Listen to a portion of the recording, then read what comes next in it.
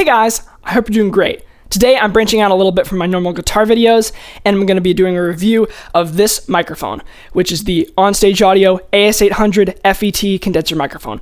And I'm going to be comparing that to this microphone, the Behringer C-1 condenser microphone. I'm going to tell you the specs of them, do a little test for you, unbox them, and tell you which one of them is my favorite. So let's not waste any time and let's get right into it.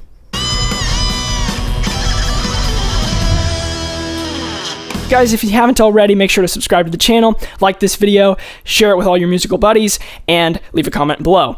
So, this microphone, it is the Onstage Audio AS800 FET condenser microphone. And the other microphone is the Behringer C-1 condenser microphone. These are both still in production, meaning you can get them on Amazon. I'm going to leave links in the description for where you can get them if you're interested. This microphone, the AS800, goes for $75. That's how much I got it at my local music store, and that's how much I believe it is online. The Behringer one, it is, I believe, $60. Very affordable mics, great for beginners, and they sound awesome, which is the most important thing. Don't think that you need to break your bank for a great microphone, because these are two awesome choices. You just need to know how to use your microphone to use it properly. So, but that's for a different video. So, anyway, guys, if you don't know the difference between a condenser microphone and a dynamic microphone, I'm going to talk about it right here. But if you already know what the difference is, just use the timestamp I have down in the description and skip ahead to the review.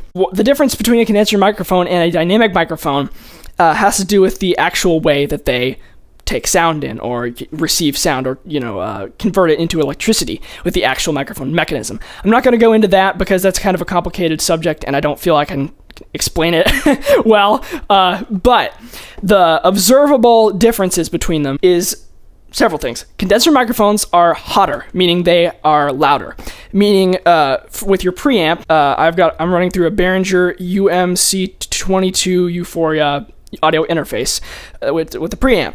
A condenser microphone, for a given gain setting on it, will be much louder than a dynamic microphone. Obviously, I'm talking into this microphone right now, but if I were to take this off and replace it with my dynamic microphone that I use for most of my other videos, it would be a lot quieter, and I have to crank the gain up a lot more on my audio interface on the preamp. That's just something to consider. Most of the time, that's not going to be an issue. It's just something you have to remember.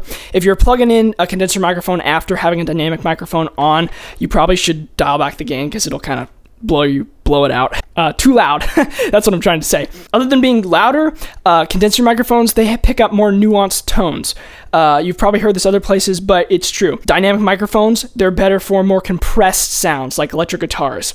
I do use dynamic microphones for voice, but most of the time in studios, people use condenser microphones for vocals. There's really no right way to mic your vocals or your guitar. It's really just your preference. It all has to do with the way it sounds. If it sounds good, it is good. They like to say, that's the main thing about condenser microphones, is that people want them for vocals because they take less EQ cutting and they take less finesse to get that natural voice tone or the natural acoustic guitar tone or whatever it is. They make a very raw, natural tone. And I know this because if I were to take off my headphones right now, which I'm monitoring my microphone in, and listen to my voice in the room, they would sound much more similar than if I was speaking into a dynamic microphone with the same settings that I have going on in my DAW, which I will talk about in a few minutes. So condenser microphones produce a more natural vocal tone. That's why people like them in the studio.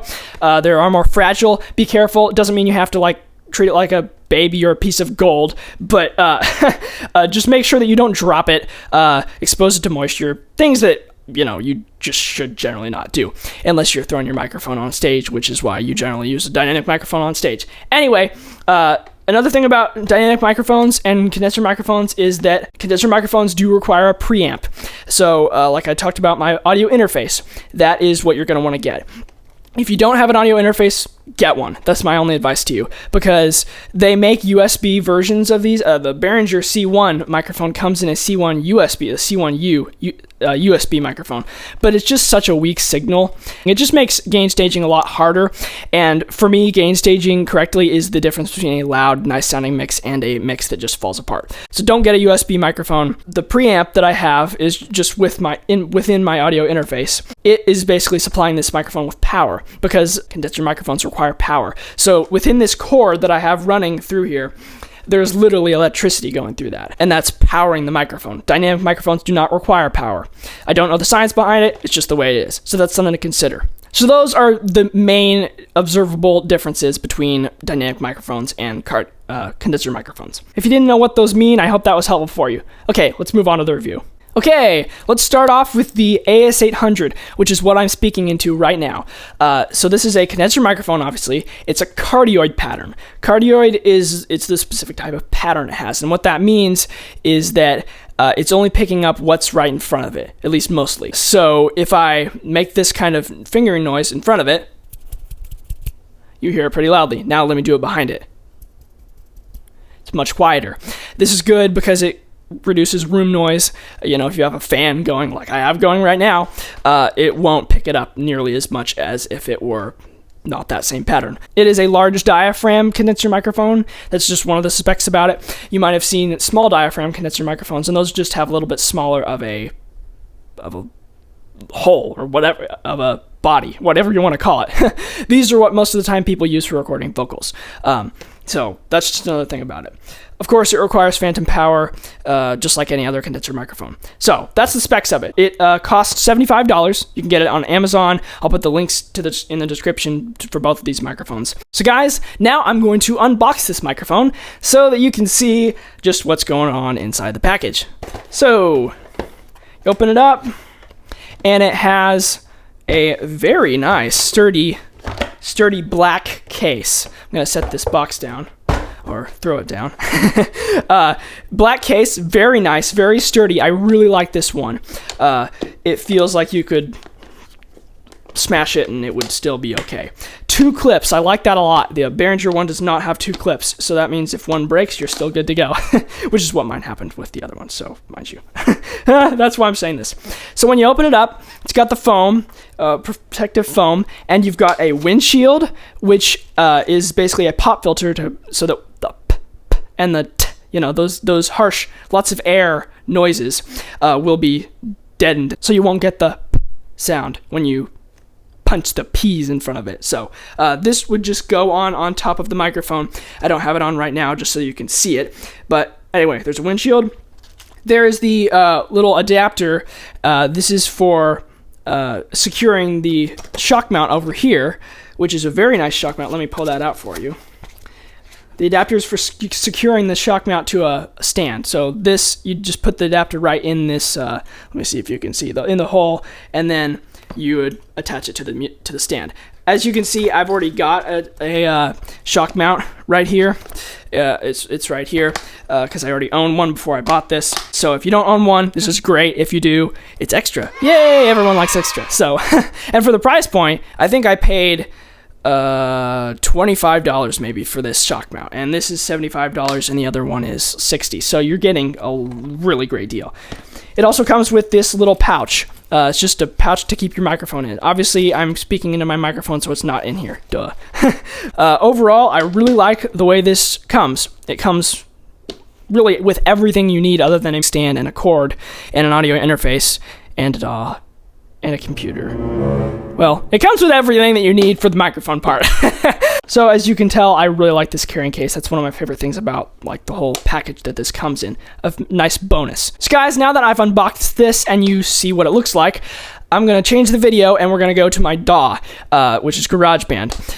And you're going to see what I've got going and presets wise and plugins on this microphone so that you can see how to get this tone that I'm getting right now. Let's go to the other shot.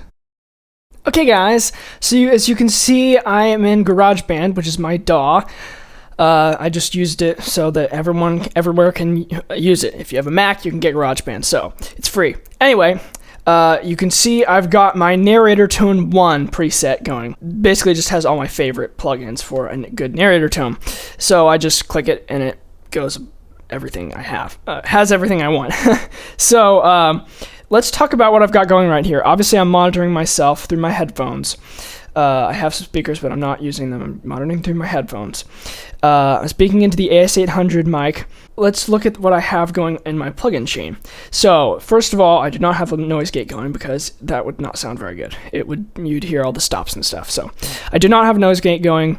The first thing I have is a compressor. Let me open that up so you can see. This compressor is just to...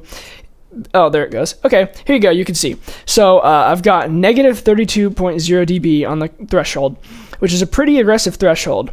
This is the one that you see right here. It is basically taming the signal before it enters the EQ down here. So this is just to even that tone out, just basically in place of an actual analog compressor like you would have in a studio. Now I don't have one because I'm spending money from trying to save from college, so I can't afford those kind of things, but maybe someday. Next, I've got a channel EQ, and this is very minimal because I like the way this microphone sounds so much raw. As you can see at 152, I've got negative 2.0 dB cut, and you can see I'm analyzing right now. I can turn that off.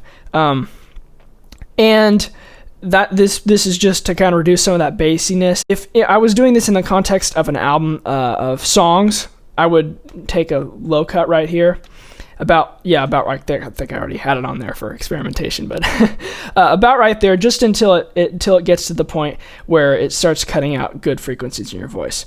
So about like that. But for my narrator tone, I like the bassy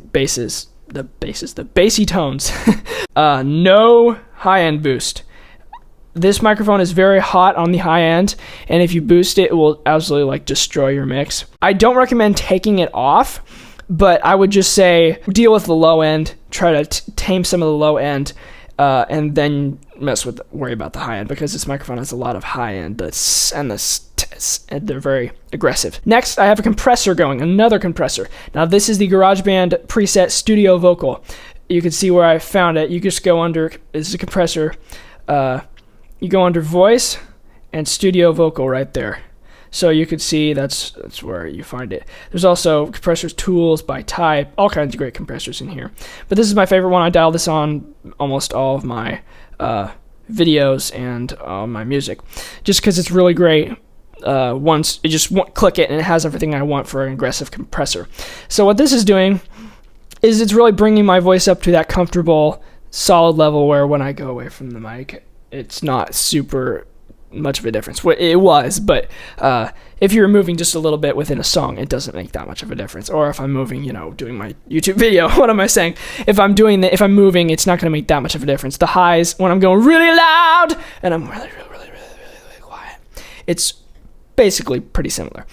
This has got a lot of gain on it. You can see 9 dB. That's a lot. In fact, I usually have this, I think, set to 11.5 for a lot of my vocals. So that isn't as much as I sometimes use. So yeah, this is just making it sound like a good narrator tone, like up front, they say. It truly is the best trick to figure out compression, to hear it, hear whether it sounds like super close, even when I'm really quiet, I'm whispering, or when I'm really loud. It still sounds up close, and that's gonna make if it's a song, it's gonna make it fit in with the drums and everything, the whole mix. Anyway, after the compressor, I've got a limiter going. Now this limiter is not doing that much. Doesn't have to do much. If you don't know what a limiter is, it is in essence a robot that you tell to stop signals from going past a certain point. So you can see I've got my gain set to plus 4 dB because this is a GarageBand stock limiter, and it's not very easy to do. The limiter I use for mastering is not this one. It doesn't really work that well because it doesn't have a threshold and different things like that. You can't actually see the signal going in. It just doesn't work that much good. The one I use for mastering is Loud Max by Thomas Munt, and it works awesome. It's free. You can get it for, I think, Windows or PC or Mac. I'm using a Mac, but anyway, what this does is it, in essence, stops the signal from clipping. Now, you won't see in what I'm showing you right now with my master bus right here, it will be louder once I actually put this video out, because I will stick after this compressor. I'll put on the master bus, probably a compressor, but this like I was just saying, this limiter right here. Anyway, this is the stuff that I have when I'm recording my YouTube videos through this, or narration for albums. I'm using this microphone right now currently to work on an album. I use it for clients. It's just a great mic. So it's pretty minimalist. You can see I don't have tons going. It's just a lot of compression to make it sound the way I want it to sound. Oh, I think actually I had that on my hard drive. And I do not have that plugged in. Okay, never mind the loud max limiter. Anyway, we'll skip that part. Let's move back to the original video. So guys, I really like the OnStage Audio AS800 microphone. It sounds very crisp, as I was talking about, and it has a lot of high end. It's just a great sounding mic, raw or treated. Really, it just sounds great. So I really recommend this, especially for the price point, $75. It's a great deal. I love this microphone. It's what I'm using right now. I've recorded several songs. I'm recording an album with it, so it rocks. So that's my thoughts on the OnStage Audio AS800 condenser microphone. So now let's talk about the Behringer C-1 condenser microphone. This microphone is also a cardioid microphone. It requires phantom power just like the other one. It's pretty much the same specs wise, so I'm not going to talk about the specs. So now let me unbox it for you and show you what we've got here. So you open up the package with the little flap. You got a manual. Don't need that. I already read it. And then you get this case. Now, my case, the clip broke off that holds it together. So it's just laying open like this, which is not good. It's kind of a cheap case compared to the AS800. That's another thing I really like about the AS800 compared to this one. But it does its job if the clip is still there, which it should be on yours if you don't break it like I did. So anyway, it's got foam just like the other one, and it comes with the microphone and the mount, but this is not a shock mount. It's just a normal mount. You can use that. I mean, it won't make that much of a difference in the sound, but most people generally like this shock mount, especially because then you can have it like upside down and turn it and do all kinds of crazy stuff with it. It also comes with an adapter if I can get it out. Yeah, it comes with actually 2 adapters, I believe, which I have on different mic stands, so I'm not going to show you those. Yeah, it's pretty minimalist compared to the AS800. Definitely doesn't have as many freebies, if you want to call it that. But again, it's about $15 cheaper. So either way, it's about a given. So guys, I'm going to tell you something a little bit unfortunate. My Behringer C1 condenser microphone is broken. So I'm not going to be able to do a demo or test for you like I did on the AS800. Why? Because it makes horrible noise. I will explain the differences in the tone to you in just a minute, but I have spent about a year trying to figure out why this microphone was making noise. It makes this horrible, almost like if you had a Stratocaster or something with single coil pickups guitar. It kind of sounds like 60 cycle hum, that like feedback kind of sound. It's not feedback, but it's that hum, which is very annoying, and it ruined all my recordings for a while. In fact, one of my clients' recordings has the noise from this, and it drives me crazy every time I listen to it now because I'm like, it's so embarrassing. Don't tell anyone that that's the way it is. So, even though I'm not going to be able to do a demo for you, I will tell you about this microphone, because if you get one of these, it should not have noise because it's just a fluke. This Behringer microphone has a little bit less treble than this microphone. It's a little bit less hot of a treble. It has a little bit more bass, but it's not quite as rounded. This microphone sounds really great raw. This one will take just a tiny bit more of EQ to get to the same place as this one. And again, it's just your personal preference which one you like the sound of, because it's really just how you get used to your microphone and how you use it and how you learn how to EQ it, compress it, etc.